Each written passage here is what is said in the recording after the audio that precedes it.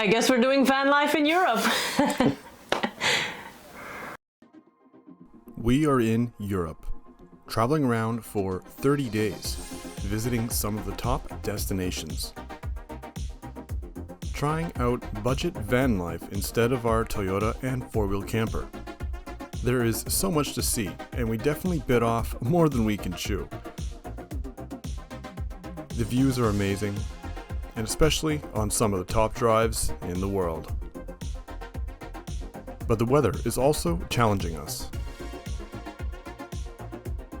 We are Travis and Lindsay, and we are just traveling.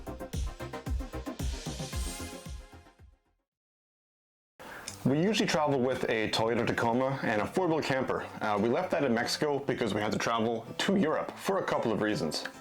And as we were in Europe, I thought it would be a great idea to do some traveling. Yeah, and luckily, we were able to use Lindsay's parents' van for this entire month trip.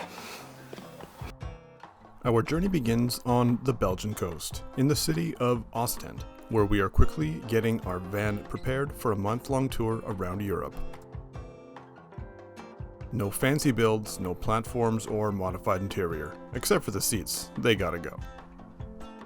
And now we've created so much more space. Look at that. Step 2.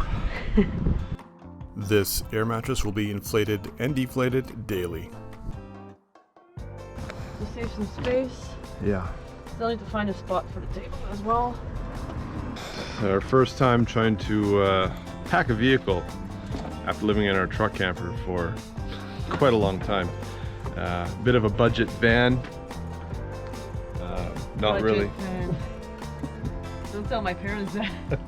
Not the van itself, but like the whole organization. There's not a lot going on. It's just the empty back of a van. Funny that you call this organization. Trying to organize it. We're only bringing the essentials, as there isn't much room, only a small bag of clothes each. There's a lot of stuff and not a lot of room. But somehow we manage.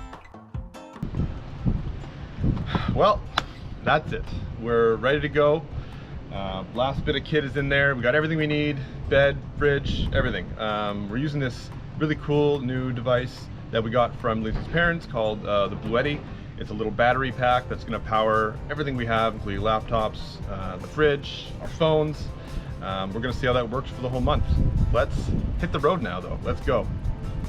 I say fridge, but what it really is just an electric cooler, barely enough to keep the drinks cool. Let's go.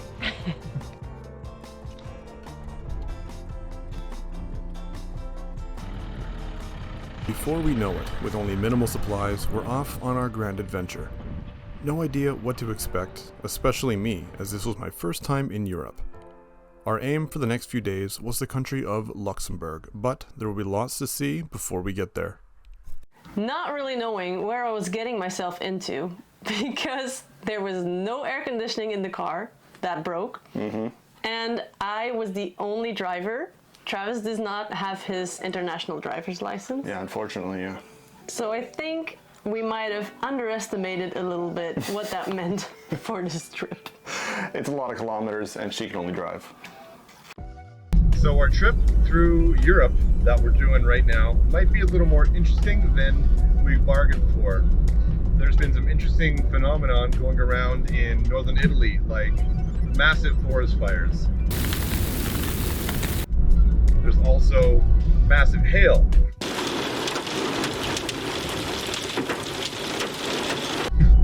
There's also flooding in Slovenia.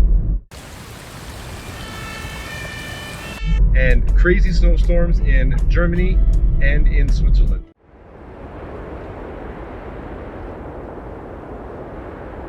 So we really gotta watch the weather and be careful where we go.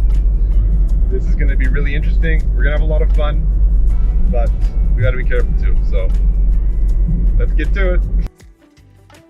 But before we are leaving the country, I actually want to show a couple of places to Travis in Belgium. Yeah, Belgium has a lot to offer and we're moving pretty quick through the country, but there's a lot to see still. Yeah, and we still have some more time by the time we get back to discover Belgium. So we're gonna make another episode of that. Absolutely. One quick stop we make is to the city of Dinant, another medieval city with an interesting history. It was also home to Adolphe Sax, the inventor of the saxophone. The most notable feature here is the beautiful citadel that lies below a cliff and in front of a river. And on that cliff lies a military bunker that was crucial in the Great War. I'm just so excited to be in Rochehaut right now and to show the city to Travis, because as a teenager and in my 20s, I spent so much time here with my best friends and just hang out and come back every year, and it was just so amazing, and I was just so happy to show it to you. Yeah, it's a beautiful area, and I'm thankful to have seen it. We are still in Belgium. We're currently in Rochehaut, and this place is very special to me because I spent a lot of time here in my 20s with my best friends. Yeah. And I'm just super stoked to show Travis around, and also the beautiful views we have. Absolutely stunning.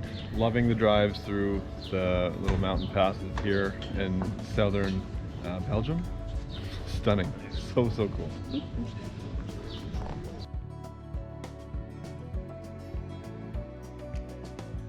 Oh yeah, we would also always buy like beer here. Oh, just the smell when you come in. Oh yeah, that all looks delicious.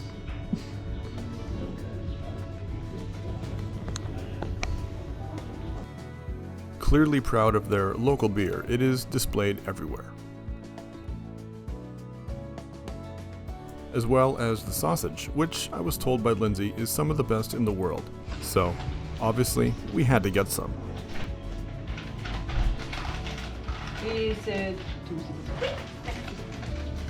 It's not a large community here, but certainly beautiful. The calm atmosphere with the rolling hills made for an amazing stop, and it's always nice to know more about Lindsay's past.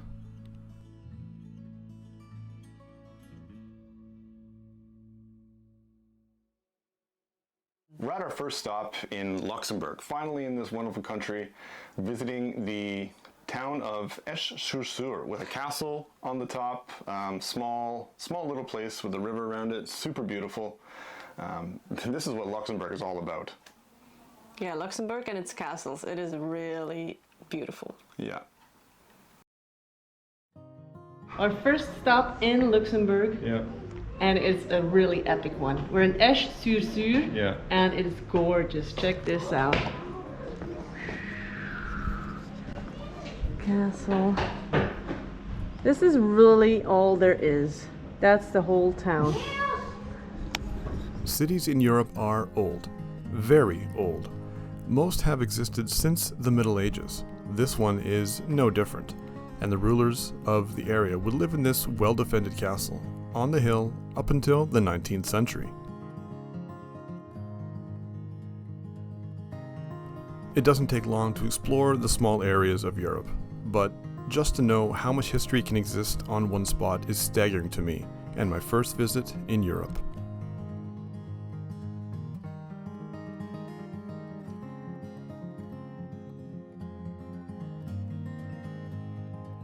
The second spot that we are visiting is Toerlbach Castle, and it is really gorgeous here. Yeah, super nice little area. It's like this castle built in the middle of the woods, but it's on a lake, on an island in that lake.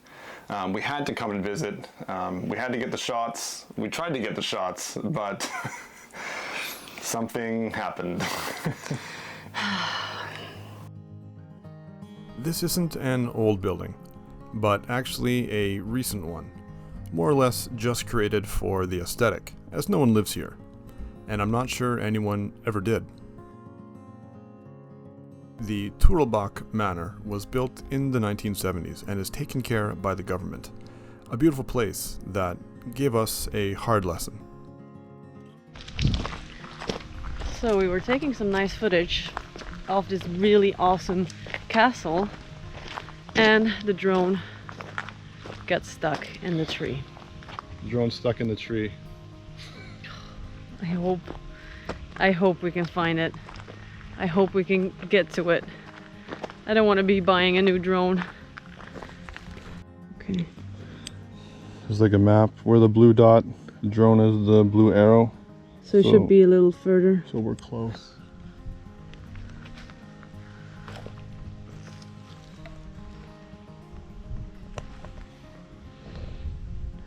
Oh, there. Must be in this tree.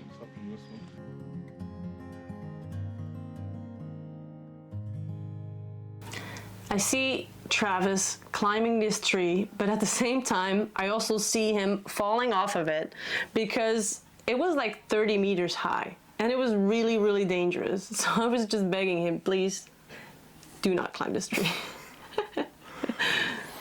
So the drone got left, Yeah. and unfortunately there's no drone footage on this entire trip. That's something we have to deal with for the rest of their time. Yeah, it's actually pretty sad. We really love that thing, but yeah, it is what it is. Yeah, moving on, anyway. But the main reason we're here in Luxembourg is to check out the Mullertal. I am really excited to be here. Yeah, Mullertal, this place is super beautiful, or it's actually commonly known as Little Switzerland. It's super green, super lush, hikes everywhere, beautiful waterfalls. This place is a must-see, and we're so happy we're here right now. Little Switzerland is beautiful. And while the terrain can be quite similar to the actual Switzerland, like the dense forest, steep hikes, waterfalls, the highest elevation in this area is only 414 meters. The hikes we found are extremely interesting, twisting and turning and leading you all over the place, with always more paths leading off. This is what is known as the Scheissendempel waterfall, probably the most well-known point of interest in all of Luxembourg for obvious reasons. There's one hike that we need to do while we're here. We were told by a park staff to do the W7 loop. Now this hike's about 10 kilometers and it's going to take us on all of the major points of interest in this area. So looking forward to that. Yay! This hike is really no different than the rest, as the entire area is pretty nice. We're glad we did it though. Giant sandstone monoliths are the theme of this area, creating the maze of hikes that you are blessed with when visiting this area. I guess this is why low-lying areas can stay so green, with such a high concentration of waterfalls. It makes sense. This whole area is so green, it's almost like a painting that someone maybe almost overdid it, but like an oversaturated photograph. But this is real. It's real. This place is absolutely stunning, and we're so happy to be here. It's like a fairy tale area, right? Yeah, it's incredible.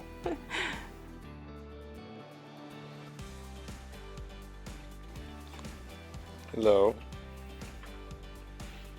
Yes.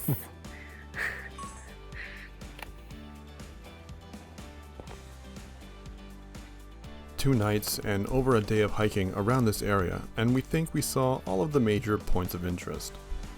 We also need to keep in mind that we are traveling in the high season and everyone else is on break as well. The Mullertal area is also known for one specific hike. This one hike is actually 120 kilometers, but can be broken down into 3 separate 40-kilometer hikes. We were not up for that at this time, but if they're anything like what we have seen on the trails so far, it sounds amazing. For our first actual planned stop of our month-long Euro trip, we couldn't be happier with our location we've chosen. Mullertal is a top destination everyone should have the pleasure of visiting at least once. And we didn't know it yet, but this was going to be one of the least busy places we will visit. That's a view. Love it. Finding a campsite, sometimes it's a bit of a struggle, but we got lucky here in Mullertal and we found a campsite we stayed at for 2 nights.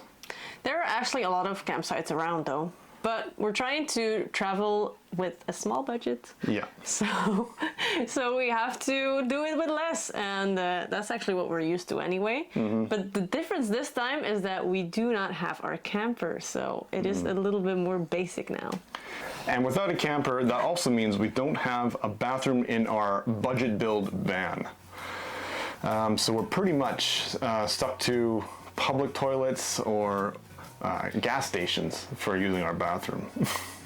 There is a lot of holding up your pee involved in this trip. Yeah, and these free campsites like the one we're at now, they don't have any amenities. Not a lot of them do. No. So, yeah. We were actually extremely lucky about this campsite. Big enough for 7-meter campers with at least 25 spots. This free camp spot was in the middle of town and was perfect. Made it to camp. What's the first thing we do? Put the sunshade on. Yep. But I currently do not know where it went. What do we do with it? Ah, ta-da! It's a bit of a mess. This is how we live now. This is van life. This is not truck camper life. Just like truck camper life is not a mess.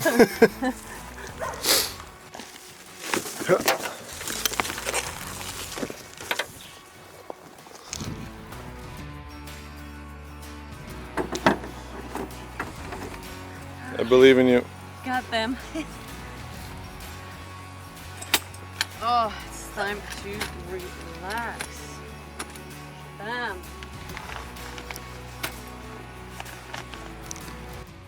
We are also lucky to have such good weather, but that will change, little do we know. But right now, the temperature is perfect, and it's just about dinner time too. So with our borrowed Bluetti device, we got some solar panels for it for when we're stationary. See how well it works. Our portable battery can charge from the vehicle 12-volt plug, but we haven't tried the solar panel yet, so we thought it was time. Happy to at least have the luxury of being able to charge all of our devices. Having a portable battery pack seems like a minimum when traveling with a van. Just like that. So as we spend our last evening here in Mullertal, we start the planning for our next destination because we obviously didn't do that before we left. There is so much left to see and explore on our trip. We hope to see you on the next one.